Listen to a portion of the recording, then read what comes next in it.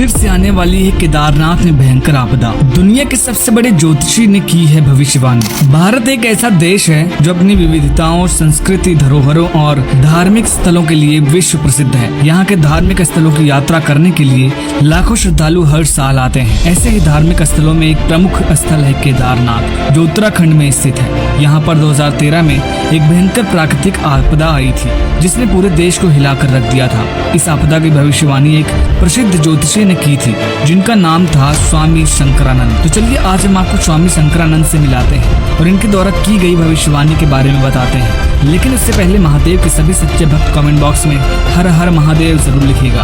वैसी और वीडियोस देखने के लिए इस चैनल को सब्सक्राइब करना मत भूलिएगा। स्वामी शंकरानंद एक प्रसिद्ध ज्योतिषी और साधु, जिनका जन्म उत्तराखंड के एक छोटे से गांव में हुआ था। बचपन से ही वे धार्मिक प्रवृत्ति के थे और उनकी ज्योतिष विद्या में गहरी रुचि थी।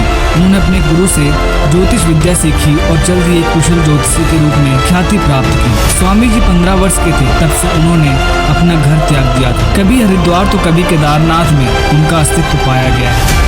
इनके द्वारा की गई भविष्यवाणियां अक्सर सच साबित होती थी, जिससे उनकी प्रसिद्धि दिन ब दिन बढ़ती गई। आज से लगभग 25 साल पहले 1998 में स्वामी शंकरानंद ने एक भविष्यवाणी की थी, जो बाद में सच साबित हुई। उन्होंने बताया था कि 2013 में केदारनाथ में एक भयंकर प्राकृतिक आपदा आने वाली है। उन्होंने अपनी गणनाओं के आधार पर यह बताया था कि उस साल वहां भारी बारिश और बाढ़ आएगी, जिससे बड़ी संख्या में जान माल का नुकसान होगा।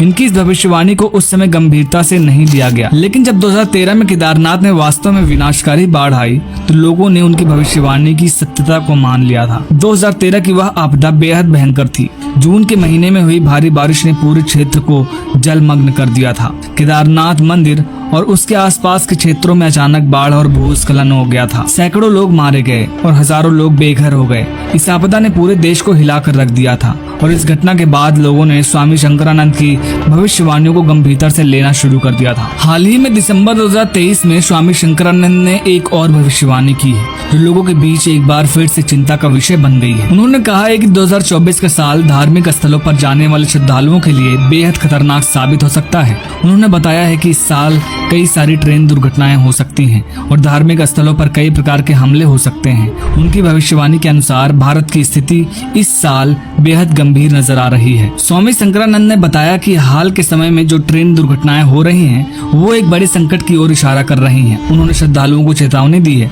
कि इस साल धार्मिक स्थलों की यात्रा करने से बचें और अपने घरों में सुरक्षित रहें। उनकी भविष्यवाणी के अनुसार 2024 में यात्रा करना खतरनाक हो सकता है और इस साल सुरक्षा को प्राथमिकता देना बेहद जरूरी है। और स्वामी शंकरानंद की भविष्यवाणी ने एक बार फिर से लोगों को चिंतित कर दिया है। हाल के समय में भारत में कई ट्रेन दुर्घटनाएं हो चुकी हैं, जिससे लोग पहले से ही चिंतित हैं। उनके अनुसार ये दुर्घटनाएं आने वाले बड़े संकट का संकेत है। उन्होंने यह भी बताया है कि 2024 में ग्रह नक्षत्रों की स्थिति ऐसी है जो आपदाओं और दुर्घटनाओं को बढ़ावा दे सकती है। स्वामी शंकरानंद ने लोगों से अपील की है कि वे इस साल धार्मिक यात्राओं से बचें और अपने घरों में सुरक्षित रहें। उन्होंने कहा कि सुरक्षा सबसे महत्वपूर्ण है और लोगों को इस साल विशेष ध्यान देना चाहिए। उनकी भविष्यवाणी ने सरकार और प्रशासन को भी सतर्क कर दिया है और सुरक्षा के उपायों को बढ़ाने के प्रयास शुरू कर दिए गए हैं। स्वामी शंकरानंद के इस भविष्यवाणी को लेकर लोगों के मन में भय और चिंता है, लेकिन हमें नहीं भूलना चाहिए कि सतर्कता और सुरक्षा के साथ हम किसी भी संकट का सामना कर सकते हैं। उनकी भविष्यवाणी को ध्यान में रखते हुए हमें इस साल यात्रा करने से बचना चाहिए और अपने प्रियजनों की सुरक्षा का ध्यान रखना चाहिए।